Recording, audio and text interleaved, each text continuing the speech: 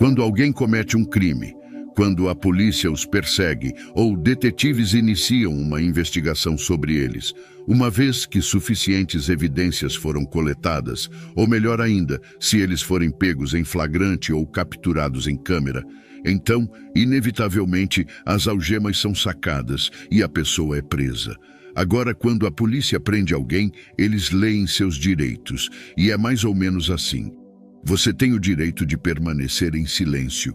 Tudo o que você disser pode e será usado contra você em um tribunal. Agora, não é interessante? Tudo o que você disser voluntariamente pode ser usado contra você. Tudo o que você revelar voluntariamente pode ser usado contra você. Isso não é o que aconteceu com José no Antigo Testamento.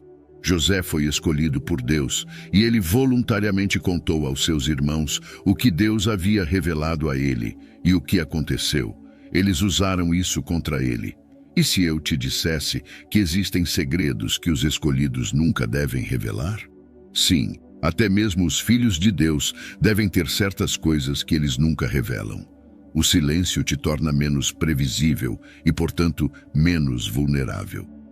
Eu iria até dizer que o silêncio pode ser uma maneira de guardar seu coração e proteger seus planos, porque nem todos que sorriem têm boas intenções. Nem todos que aplaudem estão realmente felizes por você, e nem todos que escutam têm intenções puras. Alguns estão ouvindo para que possam usar isso contra você. Então, como um filho de Deus, vamos falar sobre algumas coisas que você nunca deve revelar. Número 1. A primeira coisa que você não deve ter pressa em revelar está relacionada às suas primeiras vitórias e avanços. A menos que o Espírito Santo te impulsione a falar e testemunhar, seja muito cuidadoso com quem você conta sobre seus primeiros avanços. Quando Deus te concede favor em um certo campo, no seu negócio ou na sua carreira, nunca corra para anunciar.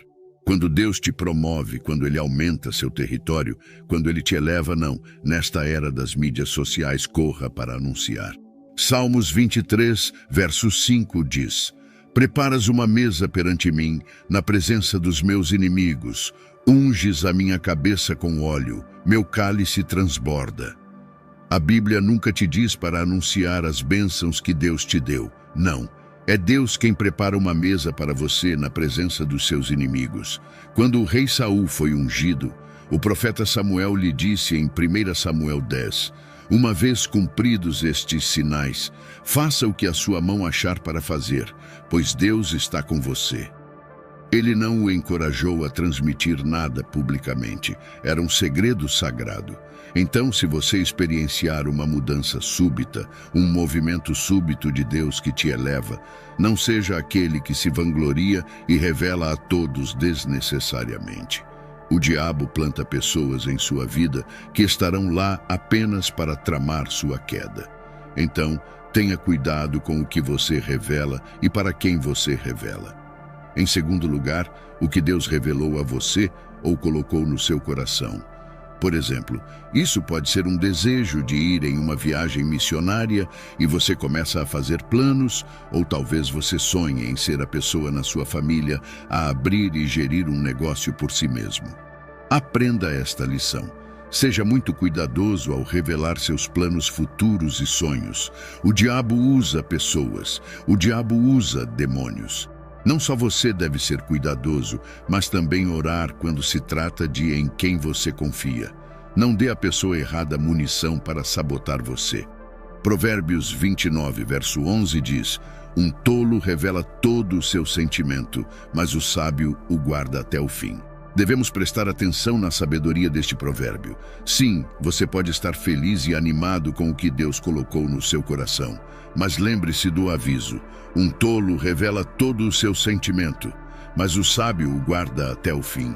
Os planos que você tem e os sonhos que você tem são como bebês, precisando de proteção e nutrição durante seus estágios iniciais e frágeis.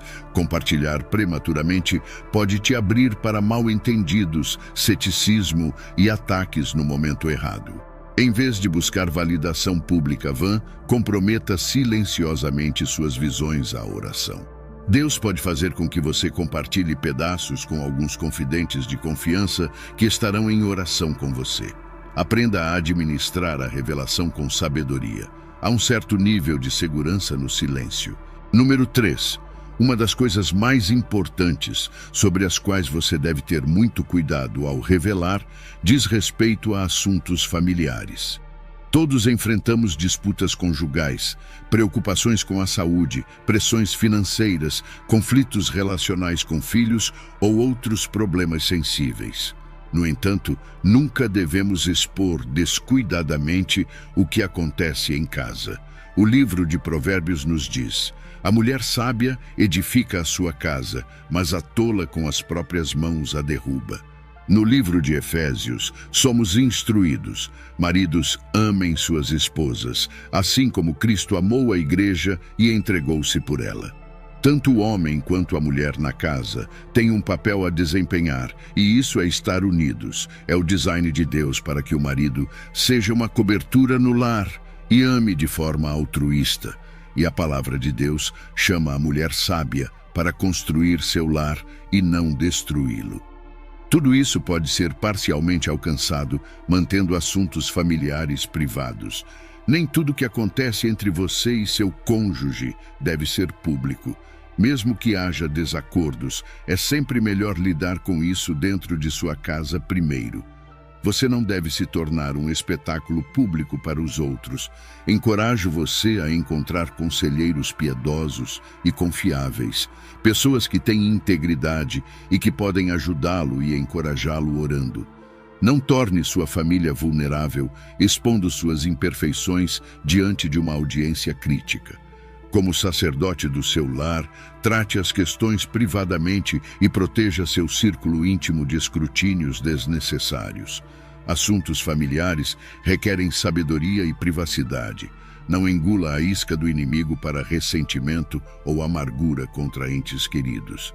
Evite difamação que envenena como outros percebem sua família. Qualquer disfunção é uma oportunidade para estender mais graça e perdão. Deus deseja curar e restaurar relacionamentos, mas em um contexto de amor e sigilo, não de drama exposto. Aprenda a restrição, em vez de atirar pedras através de compartilhamentos impulsivos que nunca podem ser totalmente retratados. O quarto e último ponto que você nunca deve revelar são seus encontros espirituais íntimos com Deus.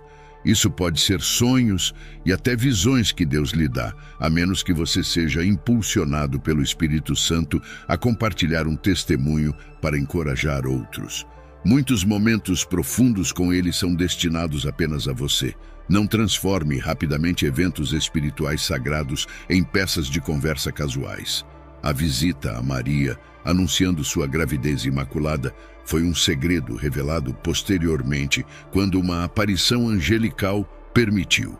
João foi instruído a não escrever os trovões que ouviu em Apocalipse 10. Paulo ouviu coisas inexprimíveis em 2 Coríntios 12, que ele admitiu que ninguém tem permissão para contar. Algumas coisas que Deus revela a nós são como bebês ainda se desenvolvendo no útero. Se eles nascem prematuramente, vão para a atmosfera errada e eles não sobreviverão. Eles não sobreviverão às palavras de desencorajamento dos outros e ao espírito de dúvida que vem dos descrentes. Honre o Senhor, mantendo a intimidade privada. Que o Senhor nos conceda sabedoria para saber quando falar ousadamente e quando cultivar um prudente silêncio interior diante dele sozinho. A segurança, poder e beleza em aprender a arte sagrada de manter sua paz. Encontramos muitas pessoas ao longo de nossas vidas, amigos para uma temporada, amigos para toda a vida, conhecidos e colegas com quem temos relacionamentos razoáveis. Mas aqui está a coisa: o diabo é um diabo maligno. Se ele não pode infiltrar e invadir pela força, ele o fará por engano e inadvertidamente através do seu consentimento. Uma das maneiras pelas quais ele tentará fazer você consentir sem saber é através da nossa rede de relacionamentos. Se o diabo pode plantar alguém no seu círculo íntimo, então ele sabe que tem uma boa chance de influenciá-lo a fazer a coisa errada. Ele sabe que você é muito mais propenso a ser receptivo quando alguém próximo a você está encorajando você a fazer a coisa errada, ainda mais se essa pessoa estiver ajudando, assistindo e possibilitando você a fazer a coisa errada.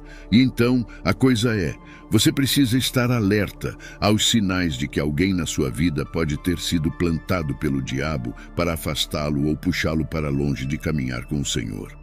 Agora, o primeiro sinal que você deve procurar é provavelmente o mais óbvio, e isso é a pessoa que te encoraja a fazer o errado. O inimigo sempre plantará pessoas ou uma pessoa que encoraja e te aplaude. Esse é o tipo de pessoa que te encoraja a ir a lugares que você sabe que não deveria ir. Esse é o tipo de pessoa que te incentiva.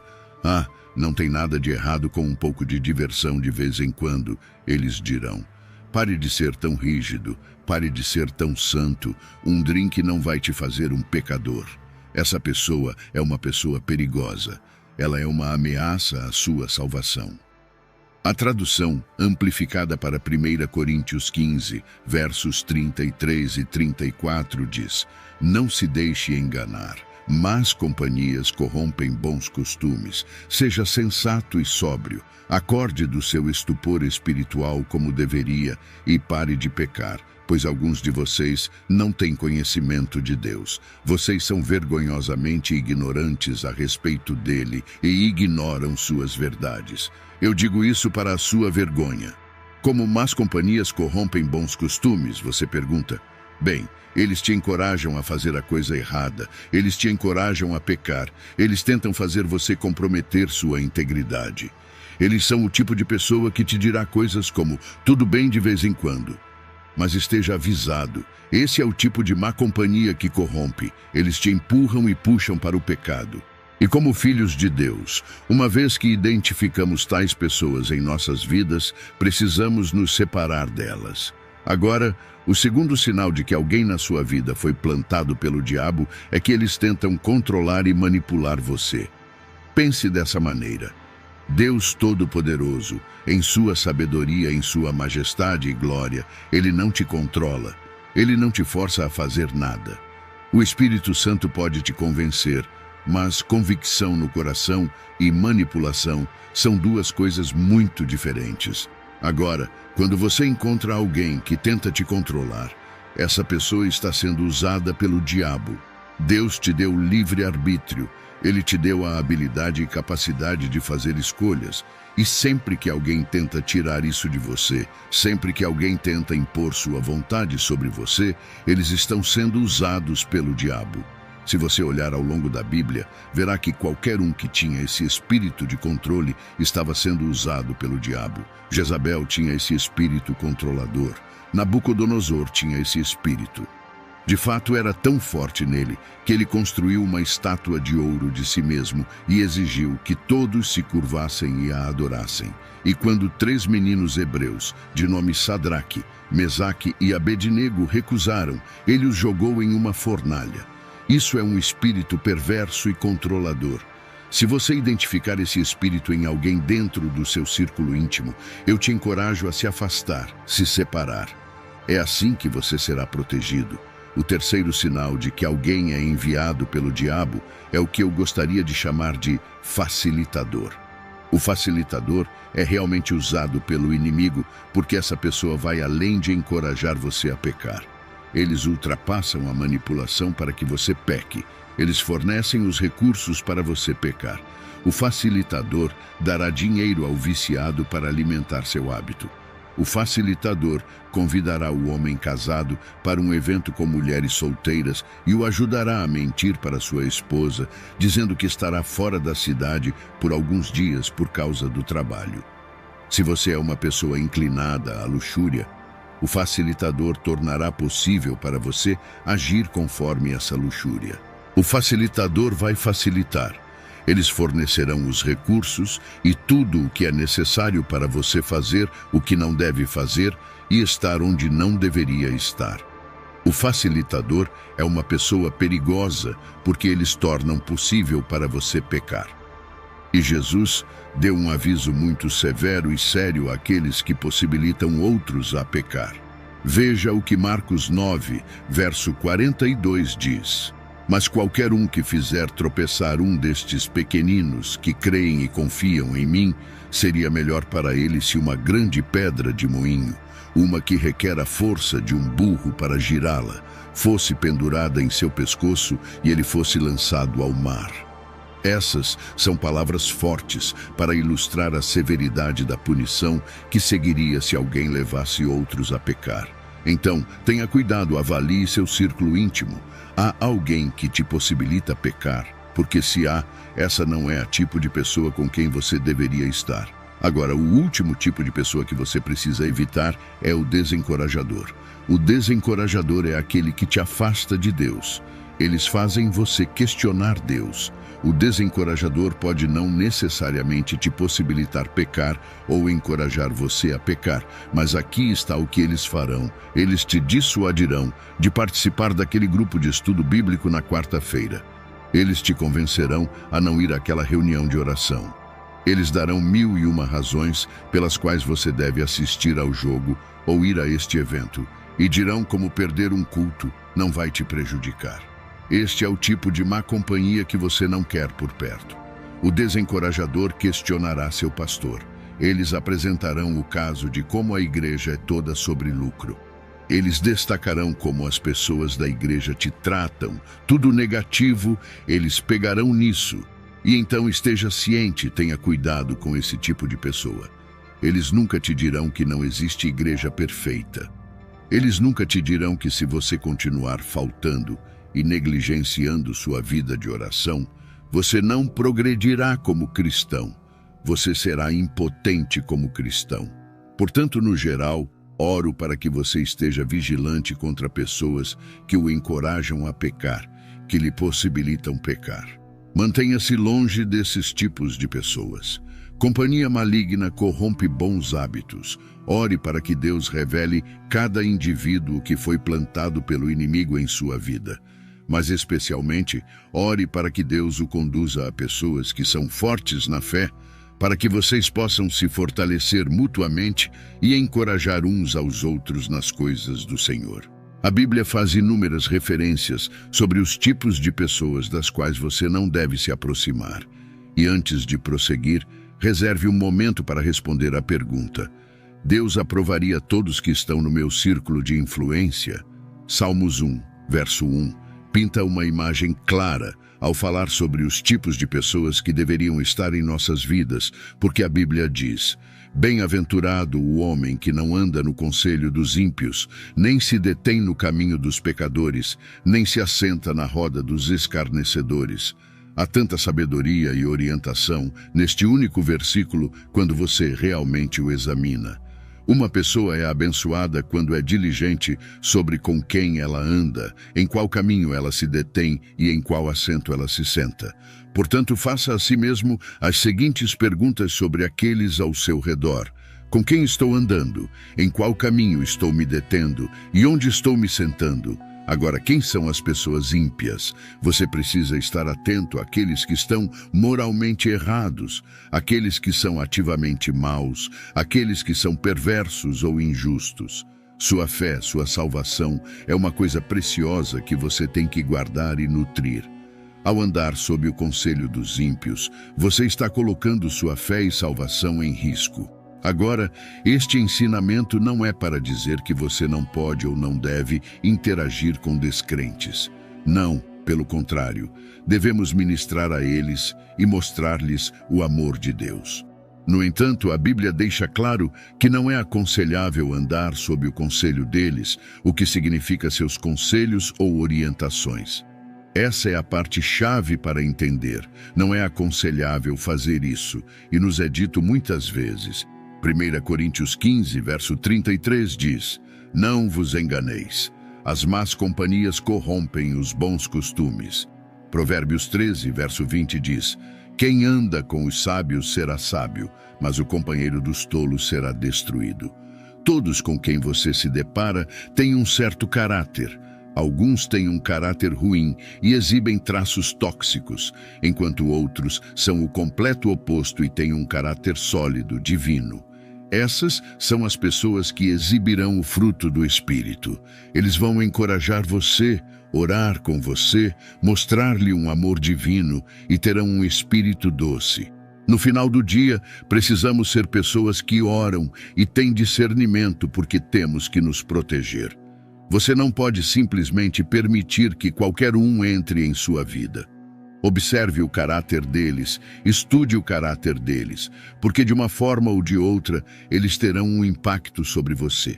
As pessoas podem ter um impacto sobre você. Algumas pessoas são honestas, enquanto outras são enganadoras. Algumas são confiáveis, enquanto outras são mentirosas. Algumas têm uma grande ética de trabalho, enquanto outras são preguiçosas. Seu caráter influenciará aqueles ao seu redor para o bem ou para o mal. E da mesma forma, o caráter daqueles mais próximos a você influenciará você para o bem ou para o mal. Então, aqui está a coisa. Quem quer que você decida andar, formar uma amizade, recuse-se a ser desviado, recuse-se a ser influenciado, recuse-se a ser afastado da verdade e levado ao erro e ao pecado. É uma rua de mão única quando nos associamos com pessoas malignas. E essa rua de mão única leva você da pureza à contaminação, da santidade ao pecado, da luz à escuridão, do valor e valor à corrupção e decadência. Quando se trata de com quem devemos e não devemos nos associar, a Bíblia é clara. Somos instruídos a não nos unirmos com descrentes. Que comunhão a justiça e a iniquidade têm? Ou que comunhão pode ter a luz com as trevas? Que harmonia há entre Cristo e Belial? Santos de Deus, somos chamados a sair do meio deles e nos separar.